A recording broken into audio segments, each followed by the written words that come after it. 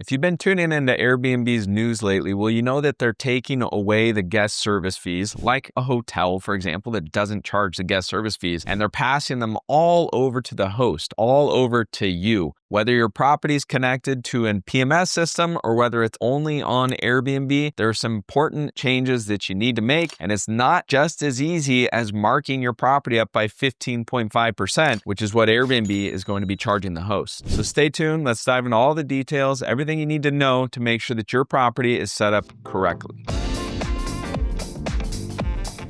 Why is Airbnb making this change on October 27th of 2025? If you're listening to this afterwards, well, hopefully you've already made these adjustments, but these are permanent and they do affect everyone. If we go back a little bit and we look at Airbnb's history, they started as Air Bed and Breakfast, right? That's the Airbnb. They were literally renting out mattresses in their property or their spare rooms in San Francisco. And they charged a 3% fee for hosts, which was very appealing for anyone that had previously been on VRBO or Booking.com or any of these other platforms that were charging a lot more. And really, they were charging this just to cover credit card fees. And so because they had this attractive commission rate, they were able to grow really, really quickly, aside from all the other things that Airbnb did really well. So now fast forward years later, they are competing with Booking.com, who's been charging 15% for the longest time. VRBO has a variable rate, but it can be as high as 15%. Expedia, all these different platforms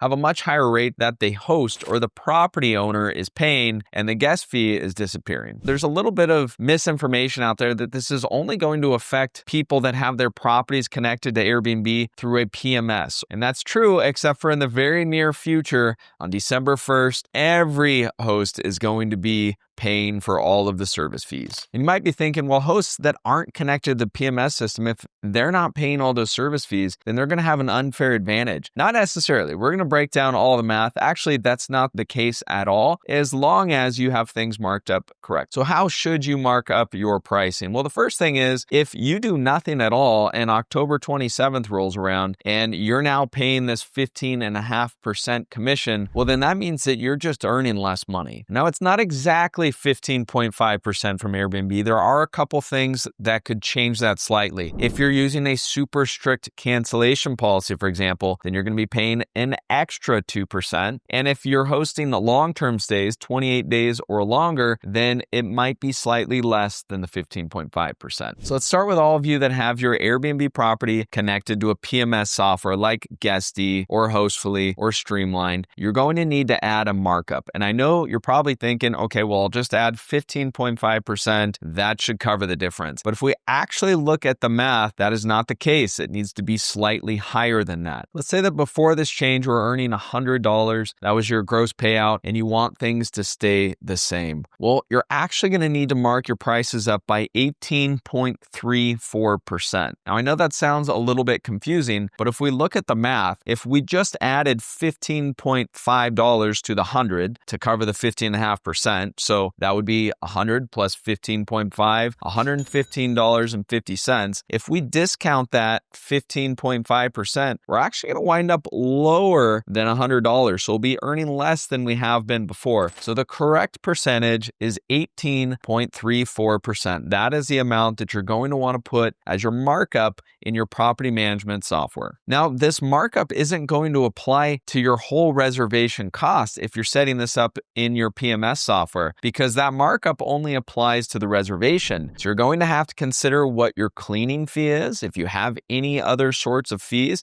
let's say those amount to $200 per reservation. Well, none of this markup is getting applied to those. So you want to make sure that you adjust those accordingly. You increase those because the markup on Airbnb's end is going to discount your whole reservation. Now, you may be thinking, Tim, I don't want to do this markup, or at least I don't want to do the full markup because I know that hosts that aren't connected to a PMS software aren't going to be charged this until December 1st. So eventually they will. But the reality is our guests aren't going to see any of these service fees. Luckily, there was a law passed just recently in California which changed the format that Airbnb shows a guest. So now if you go on Airbnb as a guest, you will not see the service fees. You will not see the cleaning fee. So the price, assuming you've put in this markup, is going to be basically exactly the same for for your guests, and they will have never known otherwise. So know, as long as you put this markup in there, there will not be an unfair advantage between you connected to PMS software and another Airbnb host that isn't,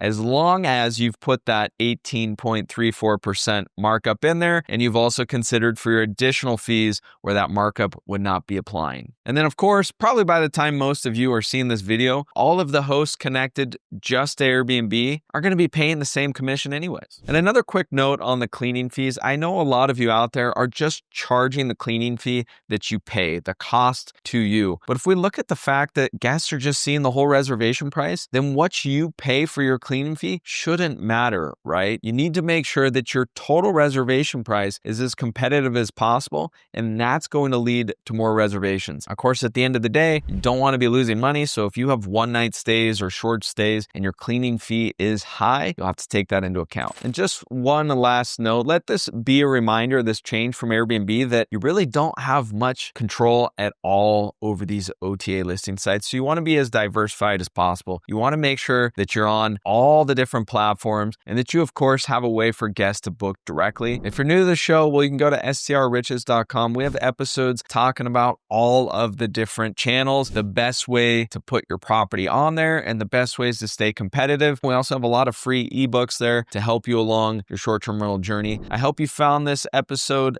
insightful. And remember, October 27th, that is the date. 18.34% is what you're going to want to mark up your properties. Till next time, I hope you have a fabulous week.